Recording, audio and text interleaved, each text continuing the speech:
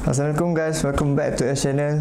Pertama sekali aku nak cakap terima kasih pada viewer dan juga subscriber aku. Sekarang aku dah ada lebih kurang 150 lebih subscriber dan juga aku dah dekat hampir 8k hingga 10k viewer sekarang dekat YouTube aku.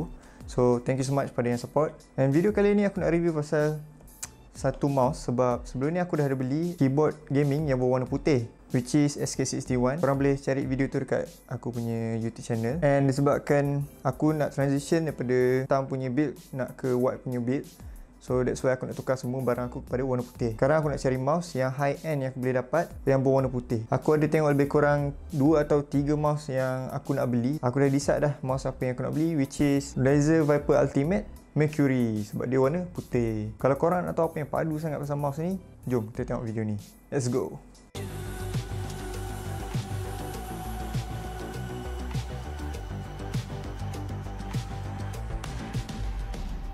Okay, so inilah kotak dia, Razer Viper Ultimate Mercury Wireless Gaming Mouse with Charging Docks. So macam korang tengok sekarang ni, kat atas ni ada tag Banana Store. Aku beli mouse ni dekat Banana Store, Shopee. Link aku letak kat bawah kalau korang minat untuk tengok barang dia. Aku yakin semua legitnya. So aku beli gaming mouse ni, harga dia dalam RM560 dekat kedai ni lah. Okay, so ni kotak dia bahagian depan. Dan dia ada tulis beberapa function macam RGB, Chroma, Hyperspeed Wireless Technology, Focus Plus 20K DPI Optical. Dan ni belah tepi dia, so dia ada beberapa function lah pasal mouse ni. Sama juga macam belakang, ada beritahu terangkan beberapa function pasal mouse ni lah. Jom kita buka kotak ni. So guys, ni dah bahagian dalam dia. Wow, gila lah, warna putih siut. Okay, so ni basically ni dia punya mouse dan ni dia punya charging docks. Okay, jom kita tengok mouse dulu. Okay, bahagian bawah dia ada plastik. So ni lah first impression untuk mouse tu. Okay, and then ni dia punya charging docks. So tempat kita charge kita punya Razer Viper lah. So basically dia akan charge macam ni. Okay, and then apa dalam kotak dia lagi, kita tengok. So dia ada semua barang Razer korang akan dapat macam ni lah. So dia ada surat daripada Razer. And then belah belakang dia ni dia punya manual lah. Okay, and then korang akan dapat stiker daripada Razer. So ni korang boleh tampal lah dekat PC ke kat mana korang minat. Okay, sekejap lagi kita akan tengok apa yang ada dalam manual ni. So kita kena baca lah sebab dia penting, sebab barang ni agak mahal. And then kita kena tahulah function-function yang ada dekat mouse ni. Okay, and then bahagian dalam dia ada USB. So USB wire ni dia akan connect dekat charging dock ni lah. And then kita akan connect kepada PC kita. So inilah bentuk dia mouse yang aku beli tu, ialah Razer Viper Ultimate Mercury. Yes, ni ialah wireless gaming mouse dan dia menggunakan Razer Hyperspeed Wireless Technology. Dan dengan teknologi ni dia dikatakan fastest wireless gaming performance, and then dia ada lowest click latency dan juga improve power efficiency untuk bateri yang lebih lama lah dengan menggunakan teknologi wireless ni. Walaupun mouse ni wireless, kau boleh menggunakan wire yang ada kat charging dock ni untuk connect dekat bahagian belakang ni untuk jadikan mouse ni wired. So mouse ni boleh wireless dan juga wired. So guys, dekat bahagian belakang ni dia ada simpan satu compartment di mana disimpan dia punya USB dongle. Dan USB dongle ni ialah 2.4 Hz punya USB dongle.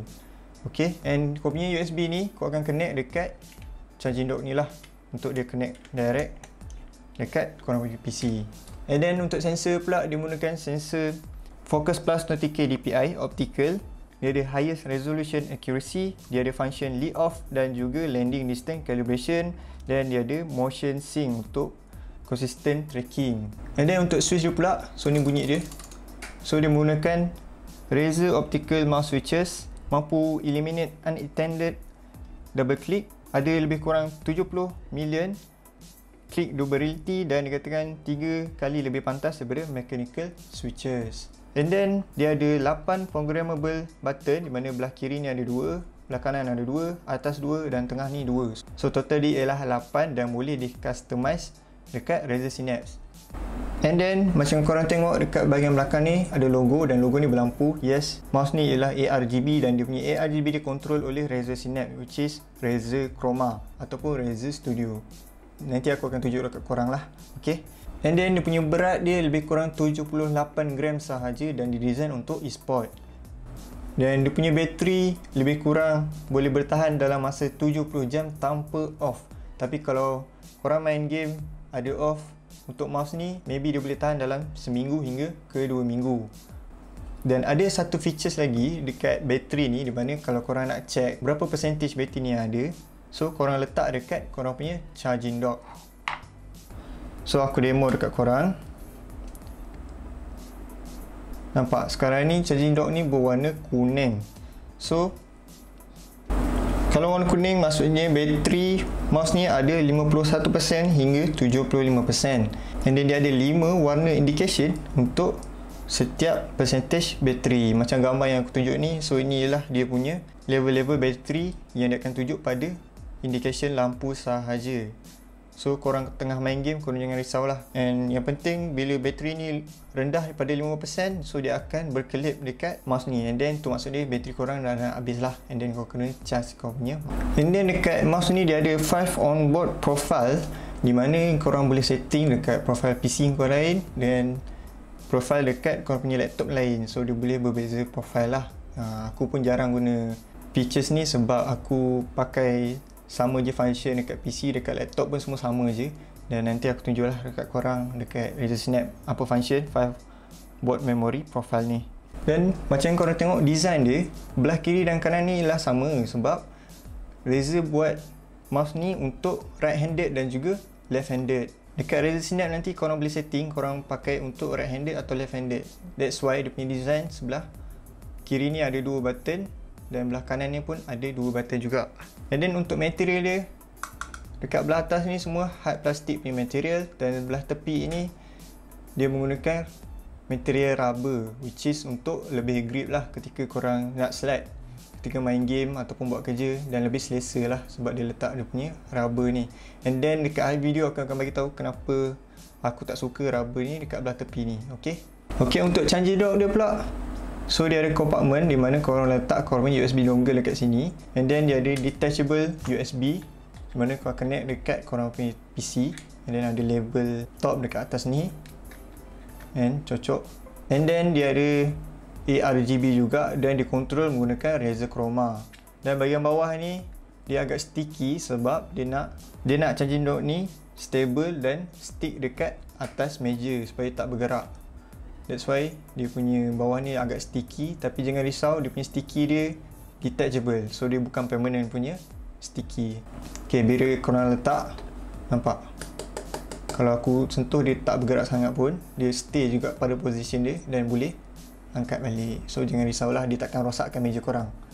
Okay, Razer Viper ni dia agak berbeza sikit dengan mouse-mouse yang lain sebab dia punya DPI button dekat belah bawah sini, bukan dekat belah atas.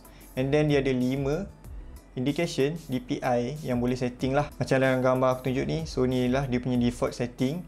Dan lagi aku akan tunjuk juga dekat Razer Synapse macam mana kita nak setting dia punya DPI mengikut lampu-lampu yang ada. Okay, so sekarang kita akan tengok pada Razer Synapse. Okay, nak tengok function-function yang ada pada Razer Viper ni. So let's go. So ni ialah Razer Synapse punya apps. Make sure korang download dekat website Razer official punya. Bila korang dah connect korang punya mouse dan juga charging dock dekat PC, dia akan keluar macam ni lah. Korang ada mouse dan juga charging dock, dan dia akan tunjuk juga 57% battery percentage dekat sini lah. So kita akan tengok pada charging dock dulu. Okay, kat charging dock ni dia ada function ni je.